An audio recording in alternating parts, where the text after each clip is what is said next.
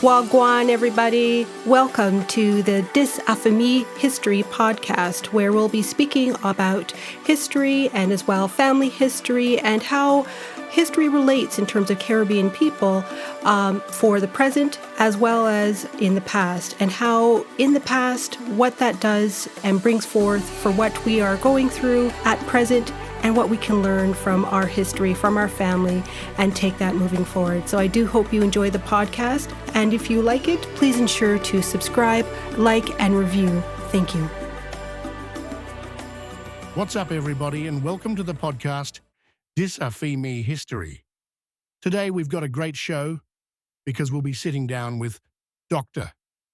Jeff Nebecker-Johnson discussing his book, The Property of Benjamin Lewis, the biography of Spottswood Rice. This is the first biography in book form for this great man, covering every aspect of his life, from slavery to soldier, and finally to minister. As a genealogist and historian, Dr. Jeff Nebecker-Johnson has been able to map out his life carefully and thoroughly. So let's have a listen.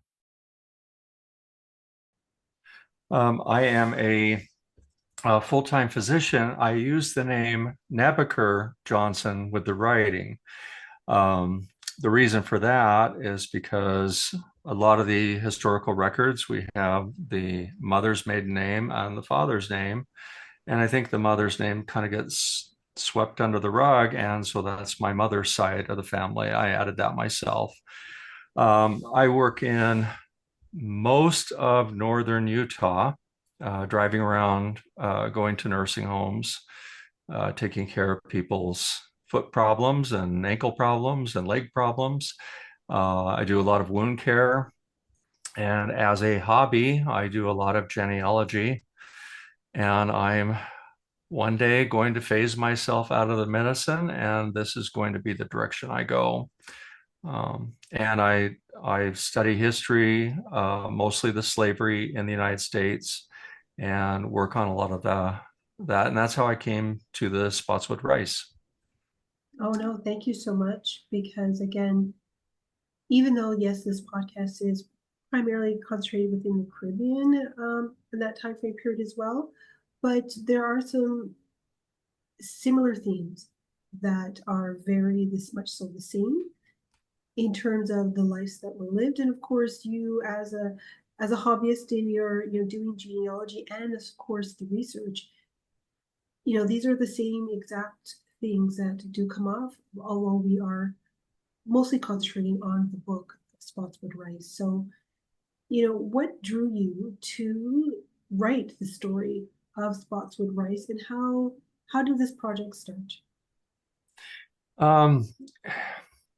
I ran across the two letters that he wrote, one to his daughters who were, while he was a Civil War soldier.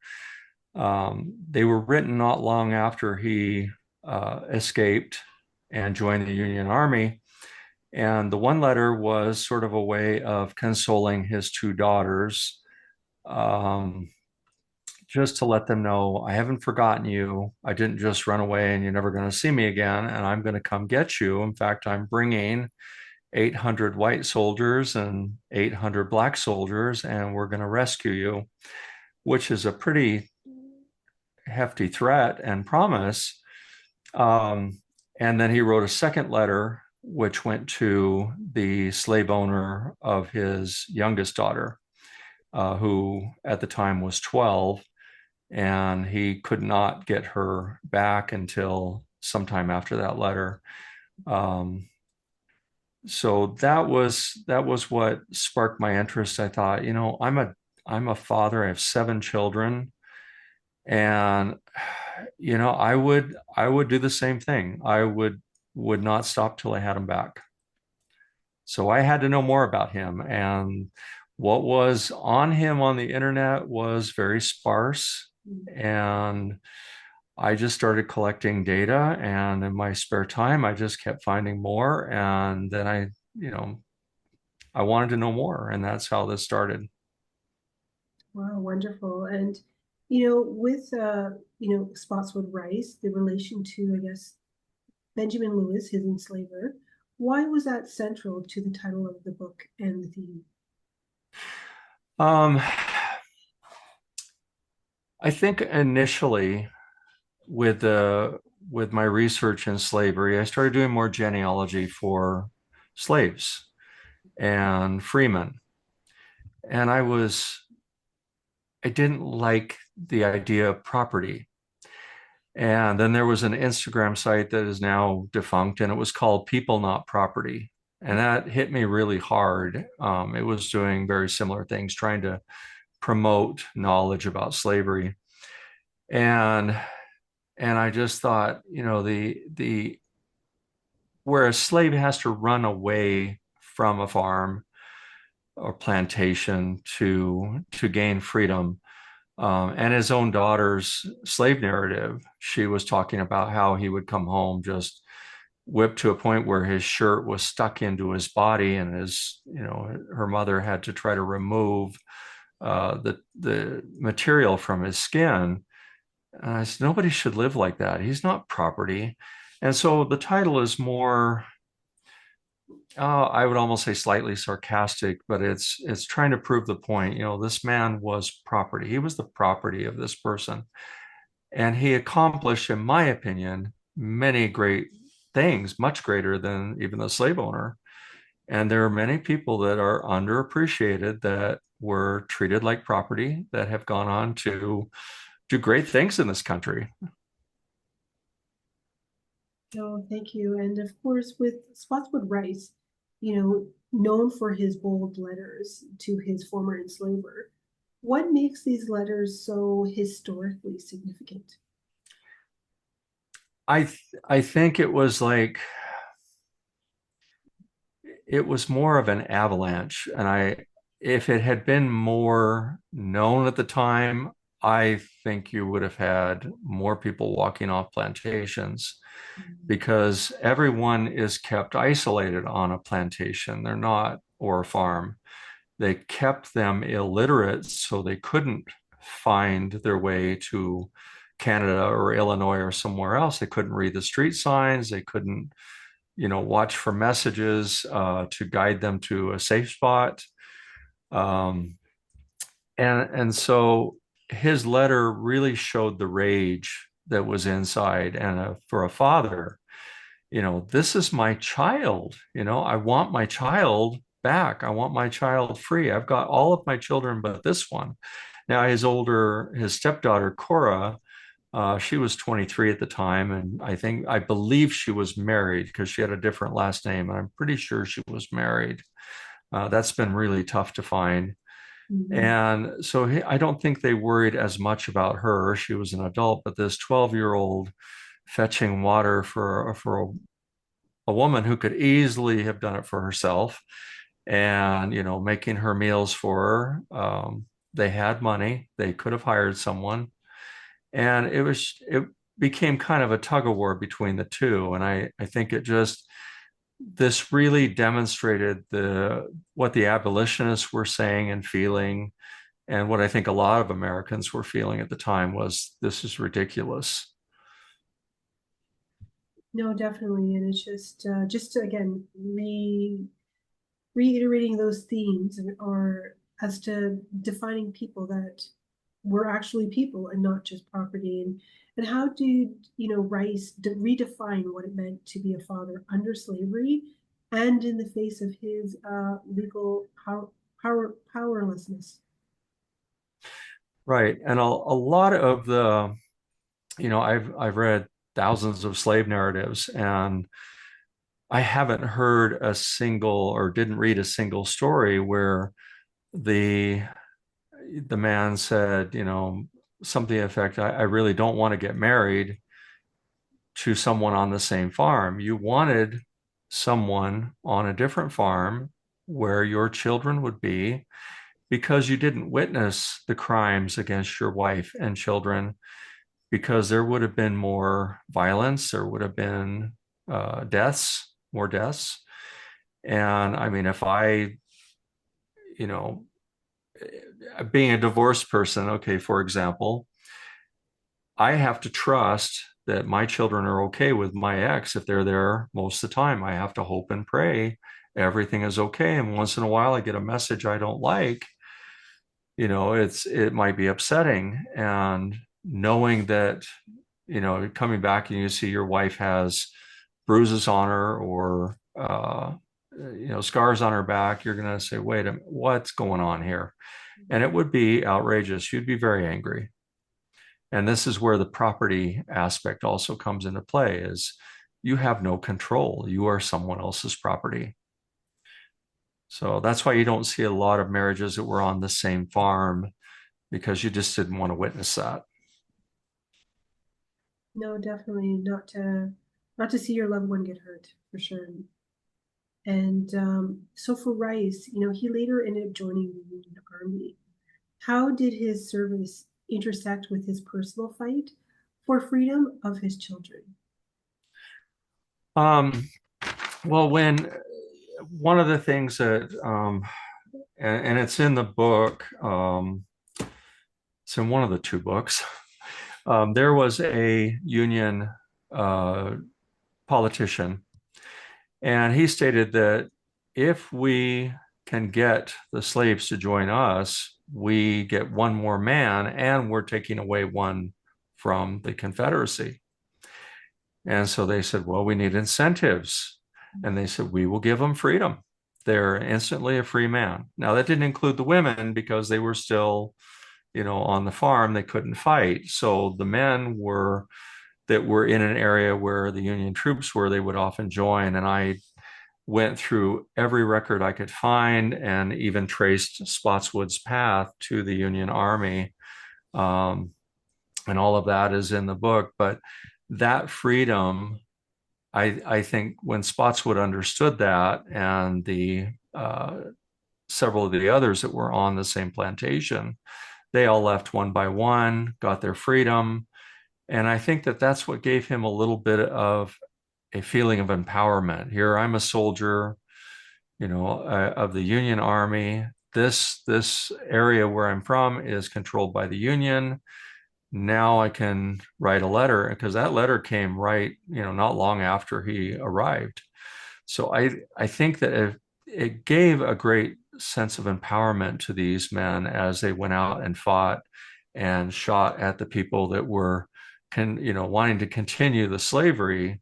And so they felt that taste of freedom earlier than a lot of others. And when Spotswood got a hold of the Emancipation, and at the end of 1862, before he joined the Union Army, he read that to the other slaves on the farm. Well, he had learned to read from Benjamin Lewis's son. As a young boy, he became good friends with him. He taught Spotswood to read and write, and he was able to read it to everyone else. And that just infuriated Benjamin Lewis, apparently, because now they all, he's like, hey, I got a tobacco harvest here. I don't want you guys leaving. He tried everything to keep them there. He kept bribing, offering money, offering better living conditions. And I think Spotswood just says, no, this is over. We're done. So. Yeah, that's one way to kind of take back their power. And then that just leads into my next question with, how did the military enlistment empower formerly enslaved men like Rice not to just socially, but emotionally and politically empower themselves? Well, Spotswood, now I'm at odds with the biographer of Benjamin Lewis. She's a lady my age who is currently working on his biography, doing a spectacular job. And she and I've had many discussions about this. And I said, look, he ran away because of the way he was treated. If he had been treated well, he might have stayed. But, it's kind of like one of the books that I wrote, the slave owners were very nice people, and they got their slaves as young children and treated them like children, not teaching them how to live in the real world. and made their lives fairly comfortable. They all, ate together and had a great time. Well, when they died, the slaves said, "We don't know what to do. We don't know how to count money. We don't know what to do with this house. We just know how to run the farm." And then one disaster after another, within a short time, they couldn't control anything. They couldn't handle anything. And so I feel that Spotswood probably said, "I'm part of a larger organization. I'm part of the United States. So I have freedom and control. Now my wife has joined me, all of my children but one. And if all of my children and my wife and I can have this freedom here, we're not working like slaves anymore, but we're being treated better, not perfect, far from perfect, but better." And I think that it helped them grow into what everyone else around them was, which if they had stayed on that farm, they would have never grown. You can't, it's impossible. And that is what was being taught through slavery is this is where you live, this is what you do. You don't talk back. I don't want to know your opinion. I don't care. Do your work. Now he looked at this and he found religion and he says, "Hey, I really like this." And of all the churches he discovered, the African Methodist Episcopal Church, which was originally started by Richard Allen, who was a slave himself at one time. This created, and it was very strong in St. Louis, where he was located at the fairgrounds with the Union Army. This really, I think, propelled him towards greater things. And he had it in him with his education, and he studied and he learned. And I tried to piece that together in the historical fiction book, the fictionalized biography. And there are many, many other people like him. He's not the only one. There are many out there, or we wouldn't be where we are today. And so he's just one history of success. Which is great, because again, we need those success stories to be taught, to be discussed. And going on with Rice being also as a minister, how did his Christian faith shape his identity and his understanding of freedom? Um, the one of the things that happened fairly early on is when, and most of my stuff is based in Missouri, and my research is based in Missouri on all of the slaves that I work on and the freemen. But I really think that the Christianity was such a central theme in the United States. And at that time, we were seeing more and more Protestant faiths being developed. And there were more people traveling from place to place, presenting their religious views. It would be a miracle not to be caught up in that. It's just kind of the nature of the beast. We went from, the strict Catholic or the Quaker or, some of these other that were based, until people said, "You know what? I think I should be judged more on my good works." And not just be, given a choice of heaven or hell. And when you look at the African Methodist Episcopal Church, or is easier for me to say AME Church, the AME Church is heavily based in charity and good works. It is a remarkable group. And I think Spotswood was just drawn to that. I have an idea his wife Ara was drawn to that. And in no time at all, he became one of their ministers. And he must have been a very effective speaker, because he moved from place to place very quickly. I think by the time he gave a few sermons, I think he felt like, "Hey, I can do this." He was sent on missions, and that's what most of his life was after that, was building the churches. And the man had the faith, even as an older man he had very severe rheumatoid arthritis, and he just kept going. And it was based on his faith and trying to help others. Yeah, definitely. And it's interesting that, you said it's based on their works and based on them breaking from what was probably tradition, what they had on that plantation. So, and going to, I guess, the primary sources that you use for retelling Spotwood Rice's story, how did you handle the gaps in the historical records? Because that's always a frustration for anyone researching, right? Yeah, it is, but it's getting easier. Now, when I started doing genealogy, oh, 11 years ago, um, it was because I saw one really bad mistake that I believe my uncle made. He's passed on now. He was a really good man, but he had suffered a head injury at a young age, and I think his dementia had slowly crept in. And he had a slave named Henry Sangster married to one of the slave owners. And this was, during the Civil War. And I said, no, that's impossible. Okay, I'm sorry. That's not going to happen in North Carolina. Okay. I mean, we had the case Virginia versus Loving in the 60s. Yeah, I mean, if they were upset then, I can't even imagine how they'd be 100 years earlier. And so I did some research and found out that the slave was named after one of the other owners. So there was Henry the slave and Henry the slave owner. And so I corrected that. And, one thing led to another. I said, we really need to focus on checking these sources out. And so I started looking at the actual census record. That was my primary. Mhm. I think Find a Grave is right on the money when you look at the death date.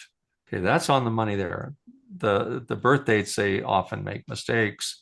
Family members don't remember, they write down the wrong thing. I've sent in corrections on a lot of people. But I listed some of the sources, so I make sure I get them all. Yes. But for me, I go right to the census record. I read the census record. I'm not really interested in what somebody else's work is other than to help me get to that point. With Spotswood in particular, what started all was his daughter's letters or his daughter's narrative. His daughter's narrative and the slave narratives. She did this interview when she was around 80, I think. And yeah, she'd be about 80. Excuse me. And I think she was forgetting things by then because she listed herself as 5 years old.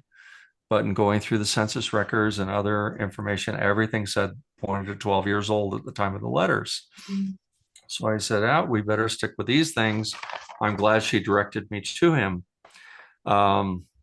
Military records for Spotswood really helped a lot. We have the churches he built. Those are all there. Now, my friend went and visited one of the churches she visited one of the churches in Colorado Springs. And she said, oh, my friend asked me if I'd stop by here and take pictures. And they said, who's Spotswood Rice? And yeah, it's the church that he built. And so these are gaps that if you don't go in there and dig, you're going to miss out, even little things like that. Newspapers.com is fantastic. I mean, I can't say enough good. There's your source right there. And the newspapers of the day of the 1800s, little sensationalized at times, but the information is there. When I initially started, I had to use books and internet searches to find anything I could. And a lot of books out there were written in the 40s and 50s that will mention Spotswood, little blurb, that's about it. And so I just kept digging and digging.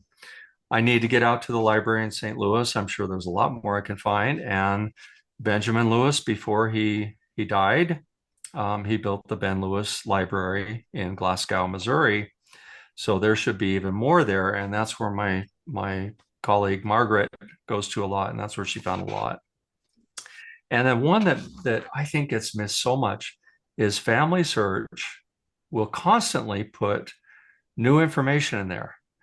And I can go check on something every 6 months on any member of the Rice family, and there's always something. There's always something new that a volunteer has entered in. And that is really important to go through those updates. And I review all of the information that comes in, every single thing.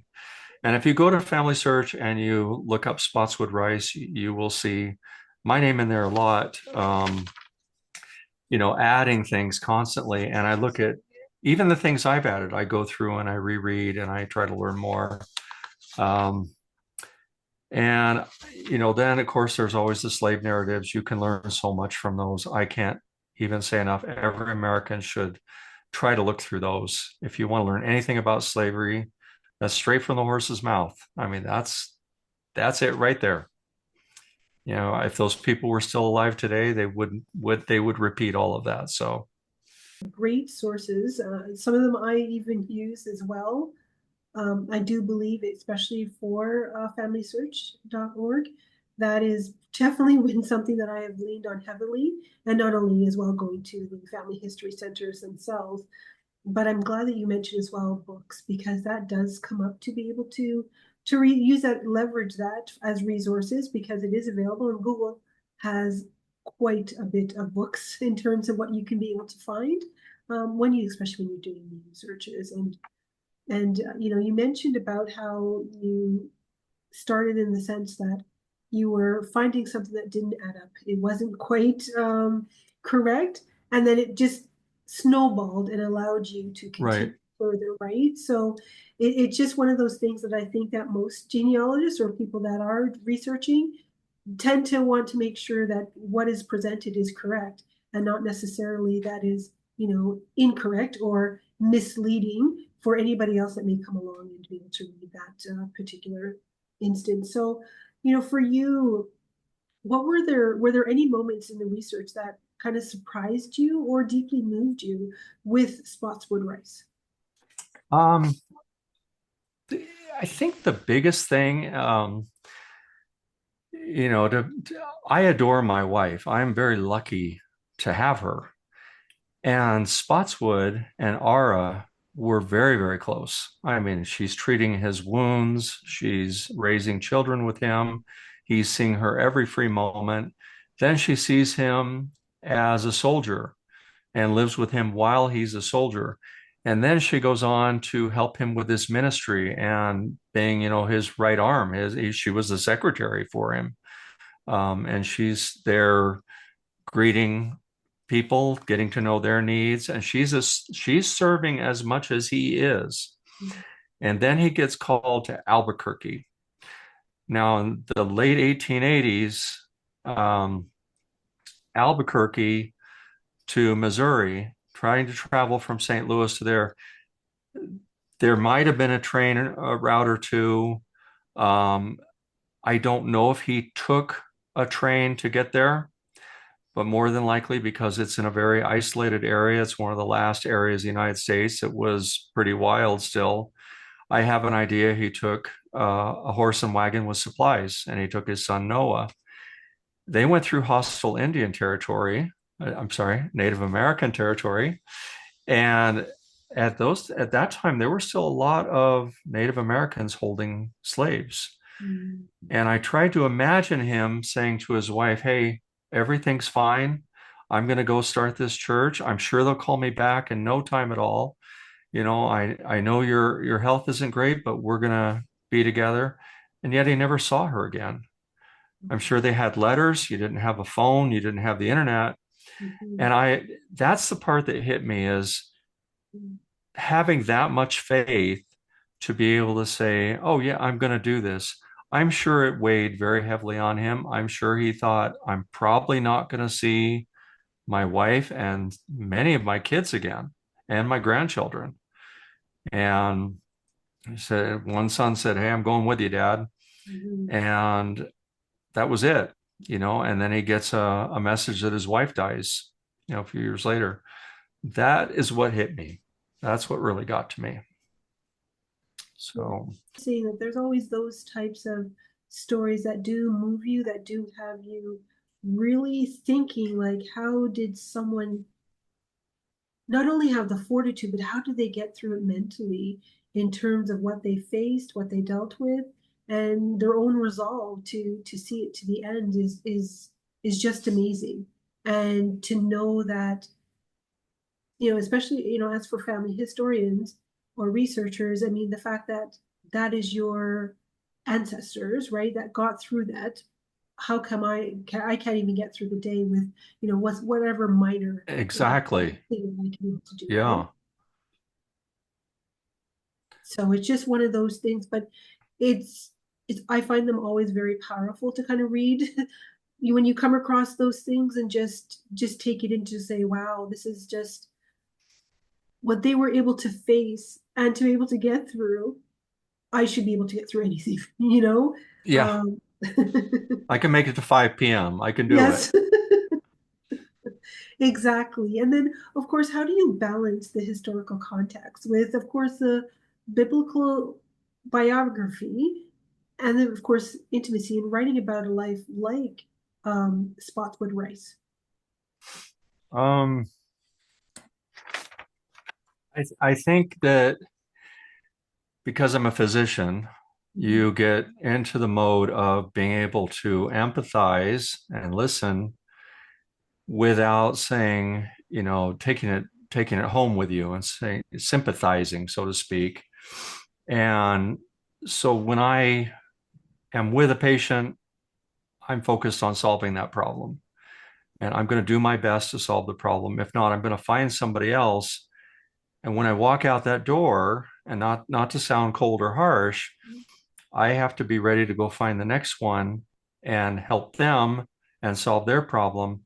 And to be honest, I have forgotten all about that other. That's what the medical assistant is now going to take care of. And I might later on in the afternoon say, "Oh yeah, that one. I better call the assistant. Did you order those labs?" And so the same thing with that is I tell myself it's a different world. That person lived his life, passed away. My belief is he's with God, he's happy. Okay, this is my little adventure here now. I'm doing what I can to bring his memory to the rest of the world so they can see, this is a man who, he didn't worry about what he was going to do Monday morning, if he was going to get everything done at work, and, if he's going to be able to take a vacation. These people didn't say that. They said, I hope that we can have a good crop this year. We don't have any problems, and maybe we'll have a little extra money. We can pay for some education. Those are that's the real thing. Okay. And our problems become more trivial that way. And so it's easy for me to separate these things. I appreciate what's been done. I appreciate their sacrifices, and I know my life is much easier. And so I tell my children, I say, you live in the greatest time in history with all the problems we have. You don't have to worry about somebody kicking down your door and taking everything you have and shooting you. It just doesn't happen every day. But people lived in fear of the night. They lived in fear of the dark, and they got up as soon as they could see, and they worked on their farm, and they kept their family alive, and they sacrificed. And I'm not going to worry about these trivial things anymore in my life. So Mhm. I think it's helpful. Yes.